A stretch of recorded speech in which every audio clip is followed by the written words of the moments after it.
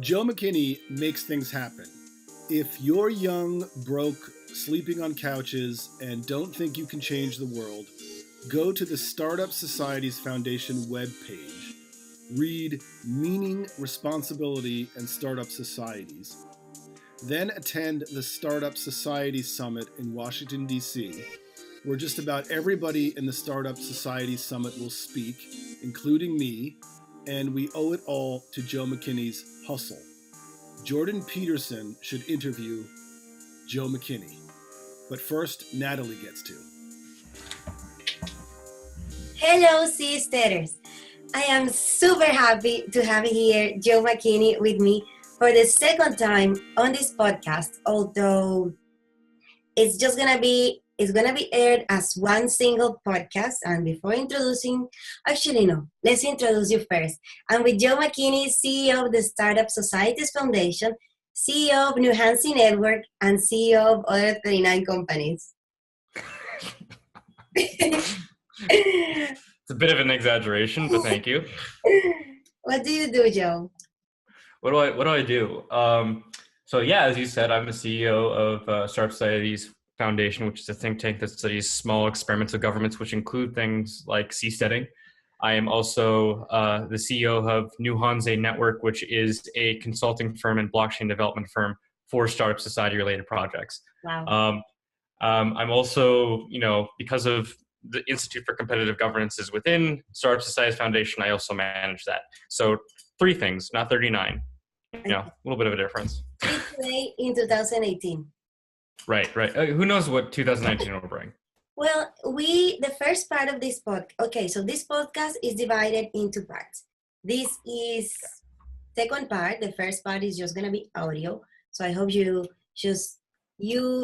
didn't just skip to the video part, because the first part is really interesting.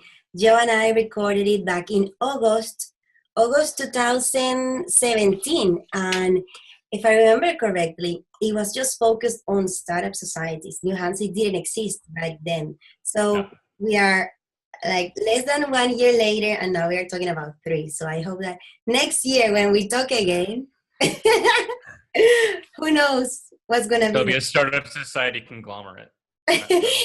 Yeah, I read that. So I was reading a lot of what you've written. And one of the things that I found is that, so you wrote that if a startup society wants to become part of the Startup Societies Foundation network, they need to fulfill these ethical principles. What is your long-term vision with their Startup Societies network? Well, ultimately, it needs to be a shared network that shares resources and information with one another in an ethical manner. Right now, the biggest problem with startup societies is they exist in isolation. And because of that, they often fail. But if they shared resources like capital or human capital, as well as information from the past, they wouldn't be making the same mistakes over and over again. So hopefully we have a global network of startup societies that are mutually supporting each other, sort of like the UN, but not awful.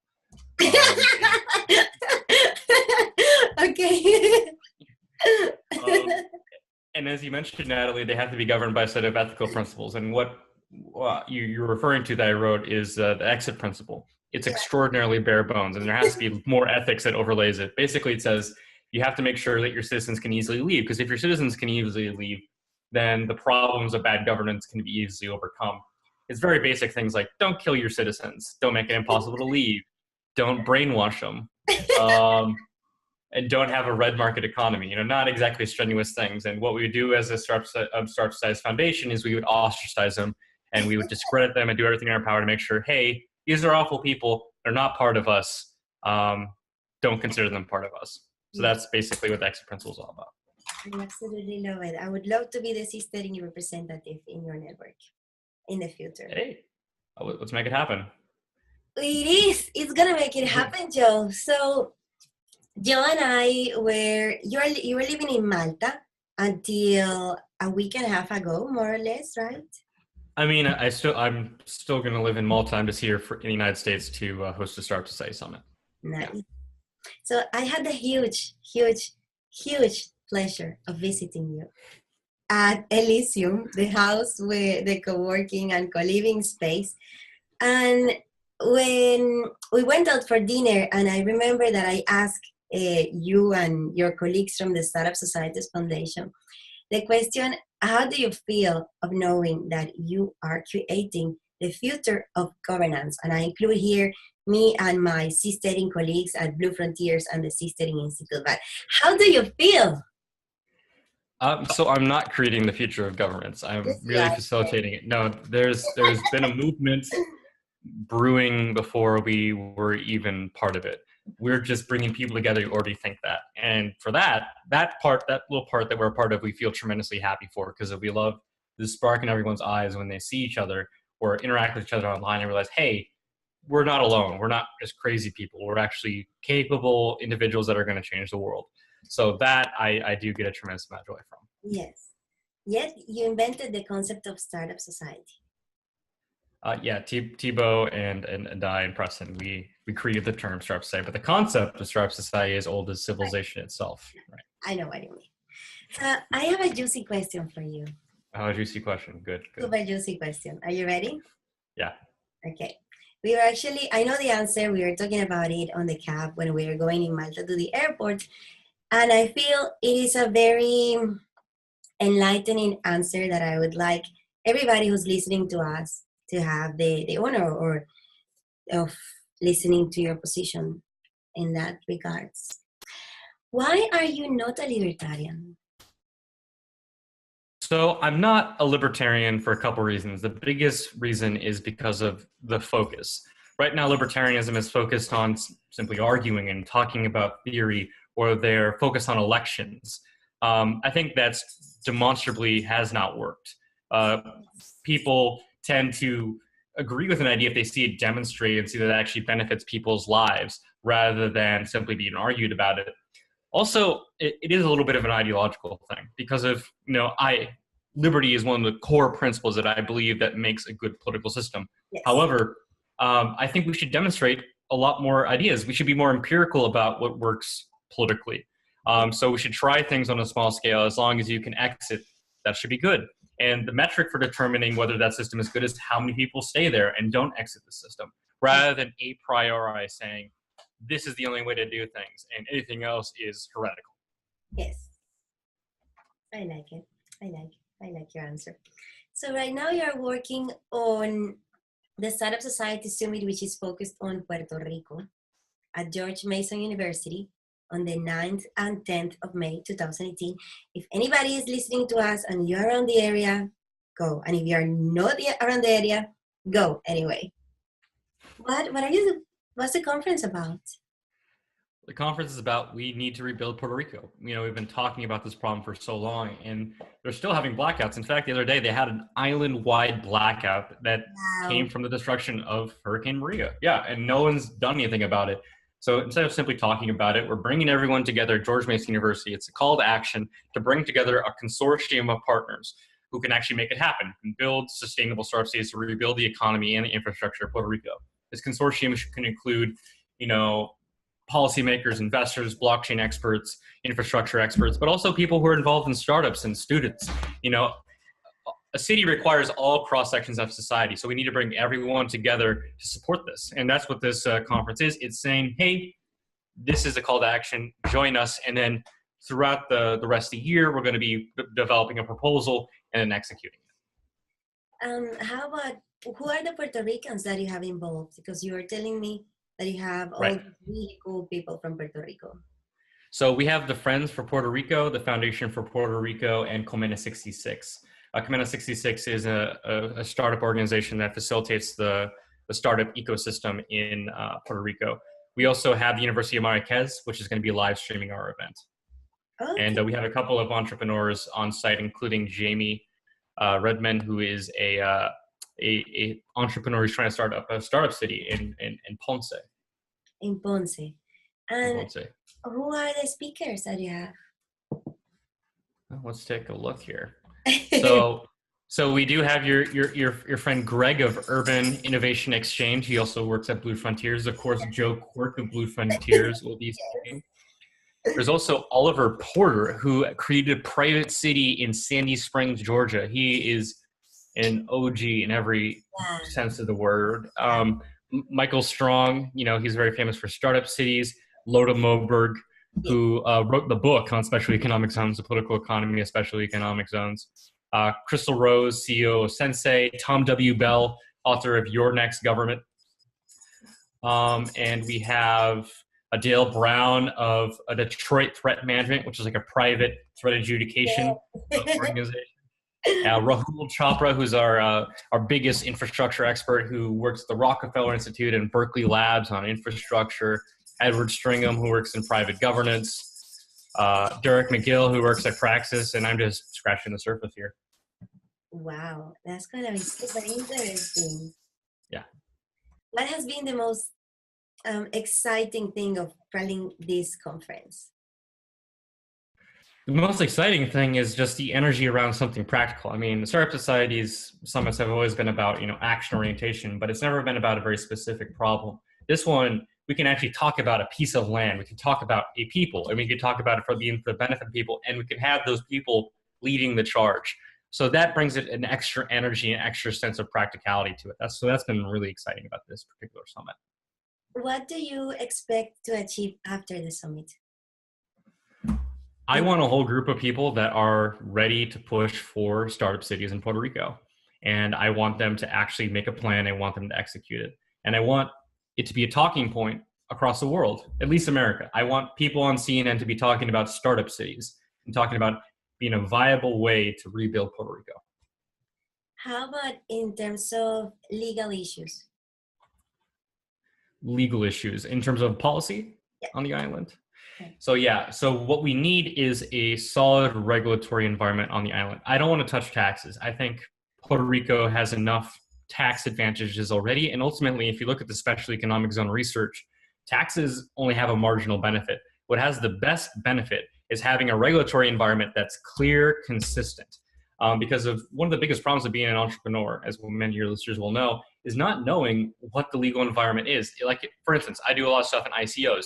We have no idea what's going to be legal tomorrow or the next day. Yes. If we were in a jurisdiction that made it clear and consistent what the rules were, there would be a huge flow of entrepreneurs in that area. If we do that for Puerto Rico, rather than just having rich people just park their money there and take the tax advantages, they'd want to start their businesses there and grow an ecosystem that can sustain Puerto Rico long term. Wow. How about, so I know that there are 2 different initiatives for working on Puerto Rico with crypto-related stuff. How are they different? So in a sense, they're not, because of Restart Week in Puerto Rico, we're actually partnered with them. So we're actually joining forces together, and our intention is to form the consortium together. So for those who don't know, Restart Week is part of the Puertotopian movement, which is bringing crypto people to Puerto Rico in order to rebuild it and bring capital, and also to take advantage of some of the tax benefits that they have in Puerto Rico. They're trying to build a city there. So there was obviously a lot of synergy between the Startup Society Summit and Restart Week and the Puertotopians. So we formed a partnership, and we're going to be building the consortium together. Okay. And you brought more Puerto Ricans into the pool, no? Of course. No. I mean, that was one of the main criticisms that they had with the other Restart Week. So we made very certain to bring a ton of Puerto Rican speakers, which you can see on our website. And we're also giving out free tickets to Puerto Ricans. Oh, that's great. Yeah. Oh, I hope you have a lot of Puerto Rican participation. I would be very happy if there was more Spanish being spoken than English at the conference. I can read, I can reply in Spanish if you want. Please do, please. I'll be very angry if I hear a single English word out of you the entire time, Nathalie. Oh, no, está bien, te prometo que voy a responder absolutamente todo lo que me preguntes en inglés, en español. Sí.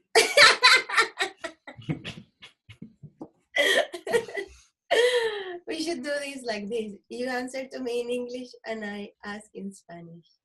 Yo acuerdo. That's good. No. Yeah. No es bien. Está bien. You understood. Also, I said it in English. Yo entiendo, no hablo bueno. You would be surprised of how far that phrase would take you. Okay, I'll just say one word when I'm in Puerto Rico. How about that? You need to say gracias. Okay. You know how to say salud, no? Salud. Salud. Salud. Salud. You know, okay, so what are the projects that you are working on right now besides Puerto Rico? Well, the George Mason University Summit. So beyond that, we're actually doing some really interesting things with Institute for Competitive Governance.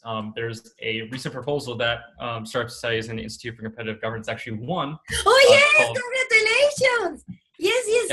Chicago. Yeah. Congratulations. So there was recently a competition in the Czech Republic in Prague, run by the European Resource Bank. They run something called the Dragon's Den competition, which awards nonprofits based on their proposals. And what we proposed was actually something based on our director Tom W. Bell's project, ULEX, which is a spin-off or just a play on words off of the project of Unix, which is an open source operating system. Yeah. This is an open source legal system. Yes. He took the best practices from all around the world in international and private sources of law and created like a rule set for how that would work.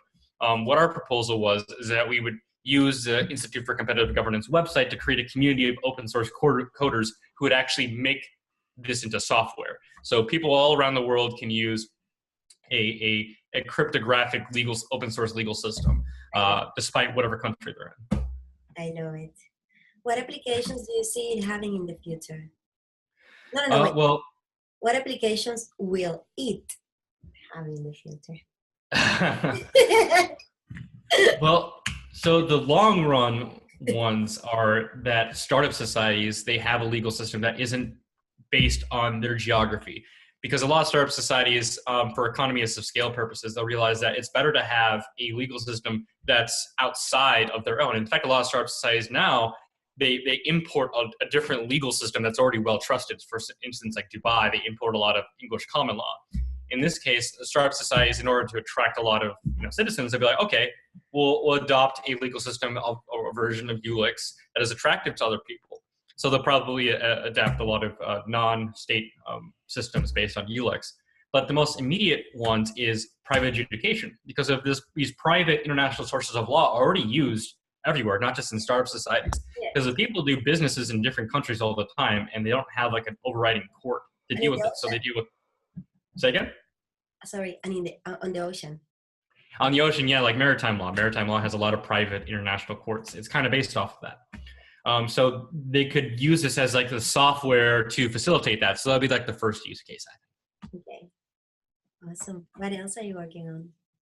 What else am I working on? Patrick Friedman and Tom W. Bell and I are working on an open source a journal for Startup Society and competitive governance related projects. There's actually a lot of academic work right now that isn't really centered in one place. So we're going to put it all in one place on the Institute for Competitive Governance website. So the Institute for Competitive Governance is a research brand of Nuhanse. No, Startup Societies Foundation. Okay. Yes. And the difference between the Startup Societies Foundation and Nuhanse is the same one between Blue Frontiers and the Sistering Institute. Yes. Okay, so non-profit, for-profit, and research. Yes. I love it. You're tackling every single bit. Well, there's still other bits that need to be tackled. There needs to be, capital. There needs to be, legal support. It'd be great if someone created a legal team just for defending startup societies or negotiating with governments. I think that'd be one of the next best steps once we grow. Wow. Well, you have Tom W. Bell. You also have Lotta Morberg. Yeah, we'll definitely have Tom Bell. It'd be great to have Lotta. I mean, Lotta is a advisor to the Institute for Competitive Governance. Yeah, exactly. So you are. Well, actually, Lotta's not actually a lawyer. She's an economist. Okay. Yeah. Okay. I see what you mean. They will come. They will come. They will come. There's no other way. They will come. When you do something so cool, so great, and especially in such a serious way, great people simply come. So it's just a natural tendency. I agree. I think, and like I said before, I mean, we're just facilitating what cool people are already doing. So I definitely agree. People, because they're already so dedicated and they're really so smart, if we just provide them a path to do it, they'll do it themselves. That's what's beautiful. Tell me more about the open source legal system. So how about if it's not bounded, if participation is not attached to geography, Mhm. what place does the physical, what role does the physical place play?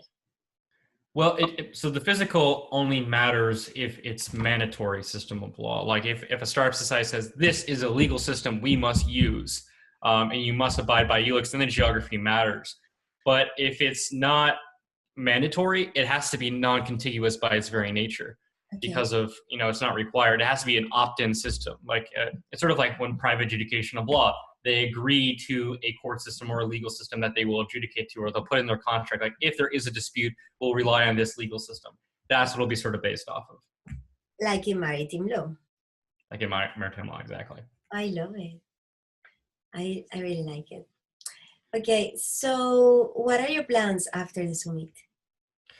My plans after the summit, I plan to fly to Puerto Rico for the rest of Restart Week West. Yeah. I think I'm helping out with a couple of events there. One related to special economic zones and one related to policy. I'm going to be helping out Tribalize as well, which is also a partner of our organization. What is Tribalize? Tribalize is a sort of ecopreneur sort of event series that helps out try to make ecological communities. Wow. That is another reason for why you not necessarily attached to startup societies being, necessarily libertarian, because there are a lot of other more micro experiments. Some are more collective, less individualistic, that are equally valid and equally important, right? Right. Oh, totally. We can't hem ourselves into one particular ideology. It has to be a big tent. But to be fair, there can be libertarian ecologists and environmentalists. They can be free market. Yeah, no, I completely agree. But totally. In fact, I think we should do a conference series about communes in the future. I don't know, maybe, I don't know where or when, but I think that we should start reaching out for that. I would love to be part of that. I am right now. Oh, I have something to tell you. Okay. I have two things to tell you. I hope I don't forget them. So, thing number one, I have a surprise for you. Okay. So, I admire you a lot, right? You've mentioned it. Okay, so after I went to visit Elysium in Malta, I left admiring you even more, a lot. So around that time, I say that time, but it was like a few weeks ago. Around a few weeks ago, I was rewriting the whole narrative of my PhD. Because, it's an iterative process. So I was writing in one page the whole story. Like, okay, what is the story I'm trying to tell? The story I'm trying to tell is about, I think I've mentioned this to you in the past, heterarchies. Have I? Yes, you have. Which are structures or networks or systems that are not fully hierarchical, but also not fully horizontal. Because fully horizontality, when you have a system that is super complex, cannot exist, and also fully hierarchical systems are just dumb. So heterarchies simply make more sense from many, and I'm oversimplifying, but this is basically what heterarchies mean. So I was writing that narrative and I realized that is true at a case-by-case base. So my case study is the Floating Island project in French Polynesia, and this project is hierarchical, and I have been collecting a series of evidences in my participation in the project that explain why it is. We are really talking about new forms of bottom-up and decentralized forms of political relations. However, if you zoom out and not focus on the Floating Island project, but on seasteading as a political or governance thing, then this whole floating ecosystem has really an anarchic structure because there is no central focus, right? Just think of it from a structural point of view. There's no United Nations of seasteads. Yet. There won't be a United Nations of seasteads. Okay, good. And so that is the key component of my narrative. The future is hierarchical. I think if I just, that's it. I don't know why I'm doing a PhD. I can just summarize it like that. We are talking about hierarchies. But anyway, my surprise to you is that we had some very interesting conversations, and I was rewriting this story, and I thought, fuck.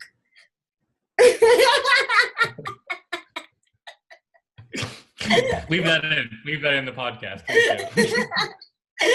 Okay, I'll leave that in the podcast. Okay. And I realized that this whole hierarchical configuration is actually about startup societies. So when we talk about new forms of decentralized political relations and how the complexity of certain systems or the local interactions of certain new political experiments generates non-hierarchical forms of governance, I was just really inspired by you, and I decided to do 3 good, strong chunks of paragraphs at the introduction of my PhD about how what I'm talking about, it's actually about a tendency in an increase of startup societies that facilitates thanks to certain characteristics that contemporary world has, like the technologies and the political conditions and la la la la la. So thank you. That's excellent. Thank you, Nathalie. I mean, I when I talk to you about hierarchy, I actually really enjoy that as well. I mean, in the back of my mind, I kind of was thinking about it, but you really crystallized it when I talked to you about the idea that in the future, it won't be just nation states, certainly. And it won't be just startup societies. There'll be a mixture of nation states and startup societies co-living together with one another in a very vibrant, diverse ecosystem of governance. Exactly. Yes.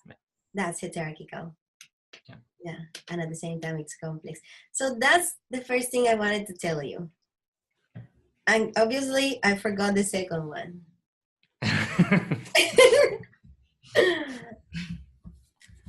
Give it time. I'm sure it'll pop up. We had limited time for the podcast. That's what editing is for, Nathalie. Huh? That's what editing is for, Nathalie. I was a few weeks ago with Alexa Burmasovic from Startup Societies Foundation, whom you know very well, your friend and colleague. And we are having this really interesting conversation about, why am I forgetting everything? I'll edit this out, but Joe, you're making me nervous. I'm so intimidating.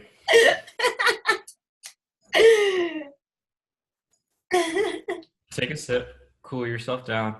I am having some coffee/Baileys. Coffee/Baileys. Oh yeah, I forgot what time it is there. My bad. Because right now it's like 10 a.m. here. I'm like, wow, starting early. No. Here it's 4:33 p.m. Lol. I forgot what I was going to tell you about Alexa. Okay, so basically Alexa and I were having this really interesting conversation. So we recorded a podcast, and then we stopped recording, and then the really interesting bit started.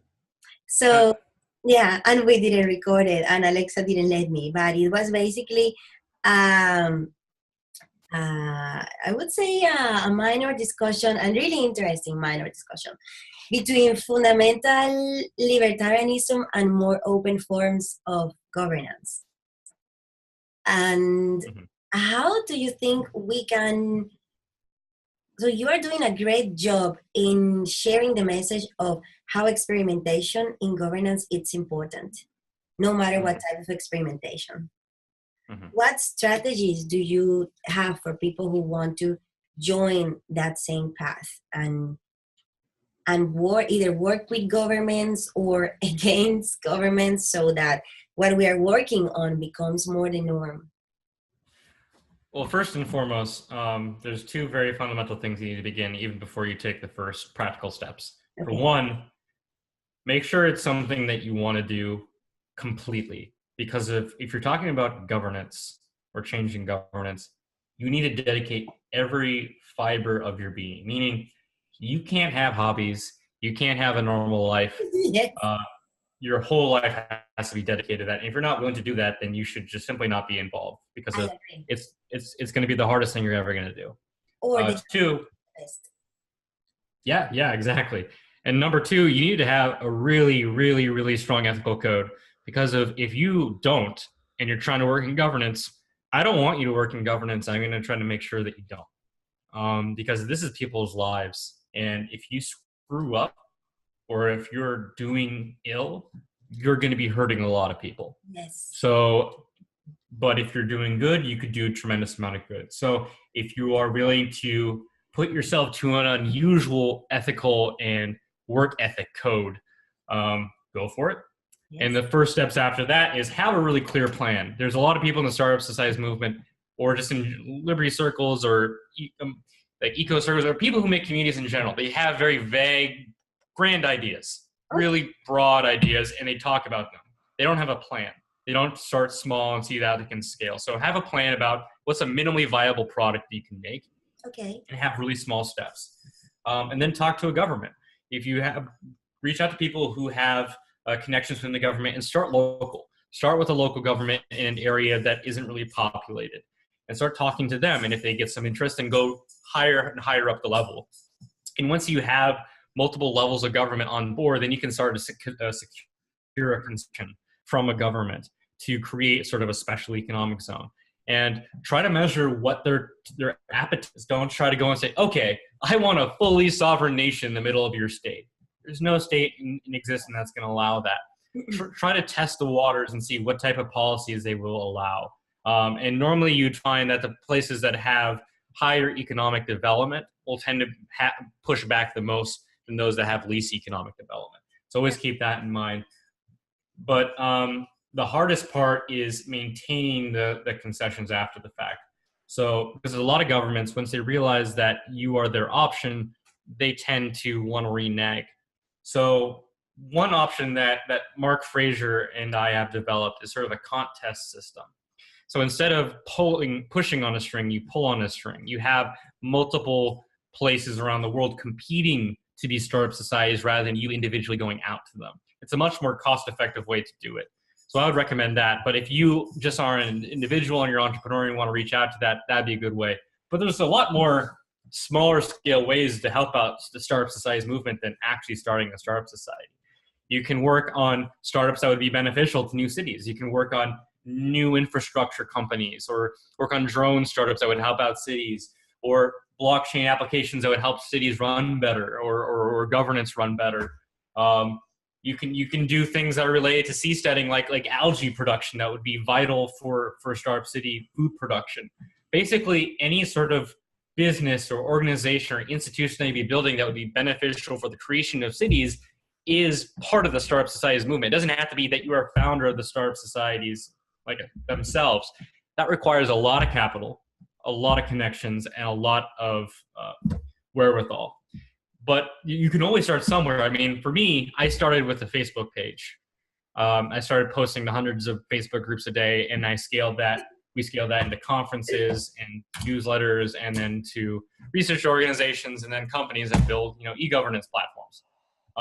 And we're just going to keep scaling from there. So even if you start small, doesn't mean you're going to get big, but just realize that there's a lot of steps in between that. It's not a startup that you can start in your garage. It's something that, has to be at a very large scale, yes. But you can start it from a pantry if you want.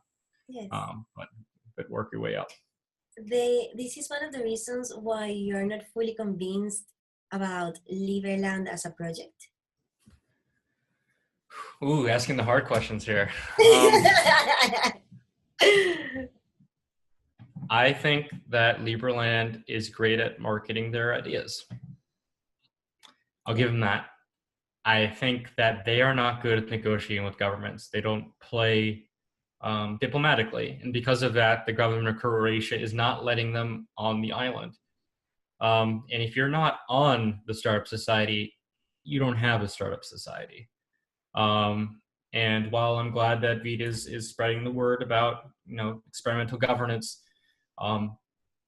unless he actually takes practical steps to get on the island or have some government recognize him, which as of now, no government has, and all the buzz around being recognized has turned out to be for naught. I don't think anything's going to happen. Now, I am so ready to be proven wrong. Please prove me wrong, Vít. I want there to be a Liberland. I want there to be a microstate in the Danube River. But it just doesn't seem very likely right now, and I think we should be focusing on more serious projects that can actually get concessions and actually start governing. How do you feel of the fact that we want more political autonomy? And by we, I mean people who believe in the things you and I do.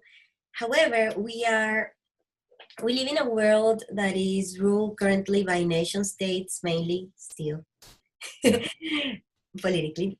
And we have to negotiate with nations at this point. Yes.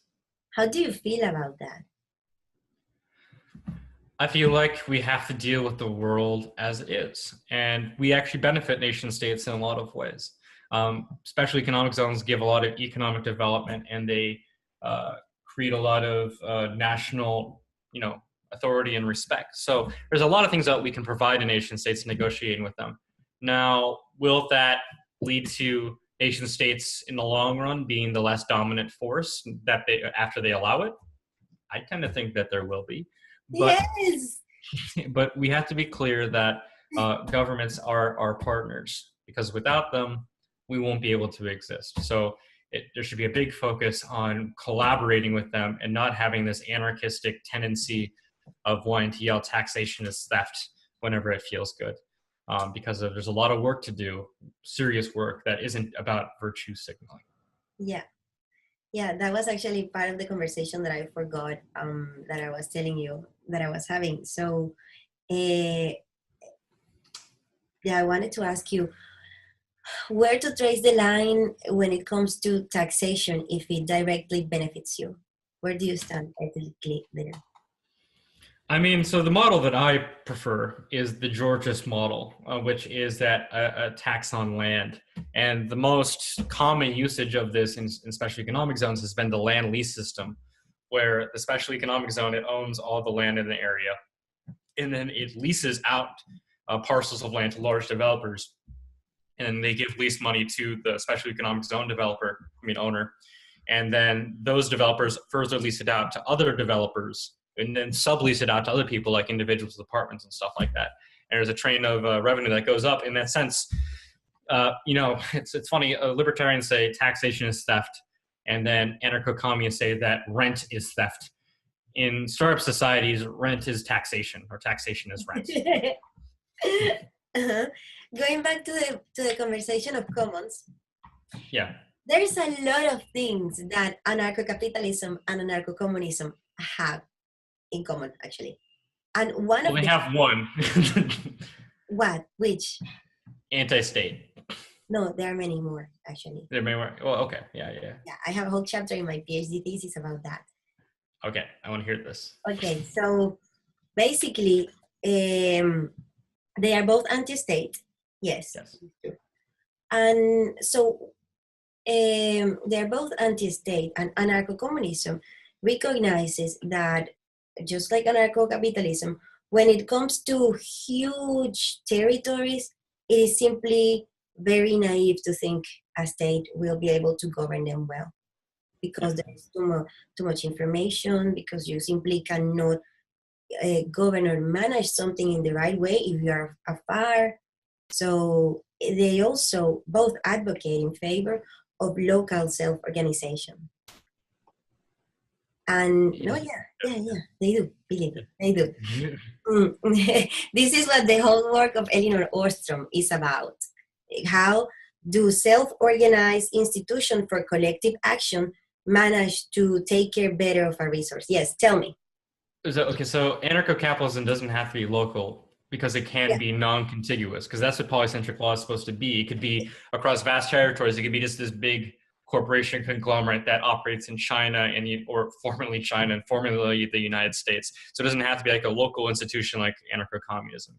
Yes, but anarcho-communism recognizes that you have several of these little self-governed thingies, then the topology of the whole system, Right. it becomes very similar to the one that anarcho-capitalists advocate. And I asked this question to David Friedman when we were in Serbia a few weeks ago, like, what do you think of the work of Elinor Ostrom? Because both, also anarcho-communism, she never said explicitly, she never identified as anarcho-communism, but you don't need to be too clever to read among the lines, right? So one of the main things that make these local self-organized projects successful is being exclusive. So the fact that you can exclude people, which is something very similar to property rights, Right. it's the first step to making these micro experiments work. Also, just like in the work of David Friedman in anarcho-communism, there are monitoring mechanisms, and they also emerge in a bottom-up way. So, and I can go on forever, but I guess the main point is that I really like what the Startup Societies is doing and how Blue Frontiers is presenting this new wave of seasteading, because we seem to be transcending a world that is based on political ideologies, where you don't need to be fundamental anymore about your beliefs, because as you've said in many occasions, and as I say as well, and as many clever people that I'm say too, is that something that works for this case might not work for this one here. So the important value is in letting each society find out what best works for them. Yes, let's organize it, please. I would love to. I would so love to organize. Yeah, a commons. Yeah, let's get a conference for communist startup societies. I would love that. Yeah. And can you also send me that author? I haven't heard of him before. And the idea of exclusion is the basis of a startup society. That's very interesting. Yes, so she mentioned 8 basic principles. Okay. So her whole thesis is that it's very environmentally focused. And when it comes to solving problems related to overconsumption of natural resources, there are usually 2 traditional ways. Political scientists advocate in favor of the state, because the state should govern and should provide the legal regulatory framework for making things work, which we both know they don't, right? And whenever a state is in control of a forest, that just naturally leads to overconsumption. On the other side of the spectrum, some people say, let's just let the market solve this. And what Elinor Ostrom proves with her many ethnographies all around the world is that both the market and the state are not sufficient to perform the job well on their own. And she mentions the example of the 200 nautical miles of protected territorial waters that countries have. So in the 80s, there was a lot of overfishing and overconsumption of natural resources on the ocean. So around 1982, 1984, I don't remember, the United Nations Convention on the Law of the Sea decided, okay, let's just make states protect the waters more by extending the territorial waters of states to 200 nautical miles. And what they saw was that this area simply became more overfished and more overconsumed, because now states were in charge of them and they had an economic incentive to exploit them. Mm-hmm. So that is the starting point. The market is a good tool, but it's not sufficient. The state is simply too big. So none of them on their own are enough. And so how can we solve this problem? Simple. What if we let those people who are actually affected by a territory or live in a territory to design their own rules? So she worked on these 8 principles that characterize successful cases of self-organized institution for collective actions. And the first one was the fact that there were boundaries for those who could participate. So exclusion, it's important, because only by you having stakes on the matter, you will be able to care.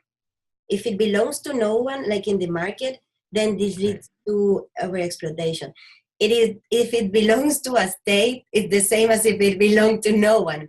So, Right. so it's the same. So that is principle number one. And then you have a few other things like who monitors those who are also part of the system. So instead of having a state surveilling what you do from afar, it's better if you are actually involved in the monitoring of your resource, because you are the one who cares that it is protected. And Right. protecting it doesn't mean not using it. It simply means avoiding overconsumption and avoiding things to go the wrong way. Another one, and this is very important in the light of the work of David Friedman, is sanctioning mechanisms. So he's done a lot of work on reputation mechanisms, and Elinor Ostrom does a lot of work on sanctioning mechanisms. And she says that sanctions, for them to work, should be graduated. So if you, I already said fuck, so I'm going to say it again. If you fuck it up, if you fuck it up, instead of something hugely bad happening to you, it's better if you start with a small fine or a small, if you start small and start. Like proportionality, as they call it in legal. Exactly, terms. proportionality, exactly. Yeah. What else? I remember, but anyway, yeah. So please, let's do a conference on commons, on anarcho-communism and anarcho-capitalism and where they meet, and I would be more than happy to talk about my research on hierarchies. Well, let's do it. And Natalie, every time we talk, you teach me something new. So thank you so much for that. That's how I feel with you. That's why I admire you so much. I don't want to let you go. But I think you must be so busy with the preparations. Busy, but I'm never too busy for you, Natalie. That's so sweet. Okay, I can stay here. Don't say that, because one day Joe Quirk says something similar and I had him here for 5 hours. And it's so interesting because we ended up, the podcast is called the Seavangelesse Forbidden Winecast, because we ended up having 1 bottle of wine each and talking openly actually about the situation in French Polynesia. So we are releasing it in parts because it just gets more and more and more and more. So don't tell me that, because I would have you here for 10 hours. I want to see a drunk Joe Quirk. A drunk Joe Quirk is so fun. Like standard Joe Quirk, it's funny already. Drunk Joe Quirk, he's just so insightful. He's nice. This is cappuccino that I didn't know that you could buy cappuccino where you could just put the water and voila. Is that a cappuccino then? Or is that like technically like not like, cappuccino? But I don't like to cook. And for me, that's well, you're Colombian. I would think that you would be like a coffee snob. For a Colombian, I have such low standards in coffee. Yeah, because I just drink it to wake up. How do you like your coffee? Black. Maybe a little bit of milk just to cool it down, but usually just black. Sugar or no sugar? No sugar. No sugar. No sugar. No. I don't want a sugar crash. Come on. You don't want a sugar coma. No, definitely not. And also, it's like coffee is meant to be bitter. That's what God intended. So horrible, bitter coffee. No. My dad drinks 14 cups per day. When's the last time he had a heart attack?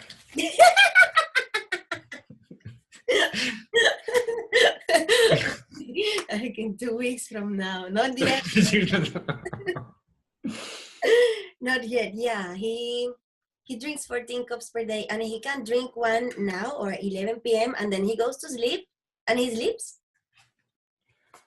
That is addiction. That is addiction. Yeah, that's what he says.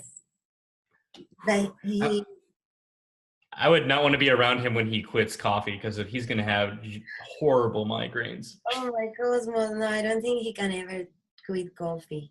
He works really far in Colombia in a like near indigenous population, and he takes his coffee with him because sometimes it's far the store from where he is.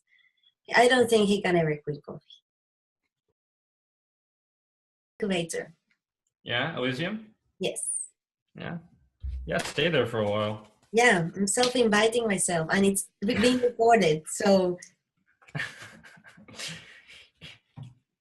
deal? You were invited. Nice. I like it. Joe, I let you go. Okay. You want? Okay. No, I got to get back to work now. Yeah. I need to start working too. Yeah. Okay. It was great talking to you, Nathalie. Yeah. See you soon. Yeah. See you soon. Bye. Bye. Thanks for joining us on the Blue Frontiers podcast. To learn more about our work and find out how you can support the project, visit blue-frontiers.com or visit our social channels. You can like us on Facebook, follow us on Twitter at Blue Frontiers, or shoot us a note via our website. If you learned something and enjoyed the show, tell a friend or leave us a positive review on iTunes or wherever you're listening. Don't forget to subscribe to our show and remember to join us for the next episode. See you next time.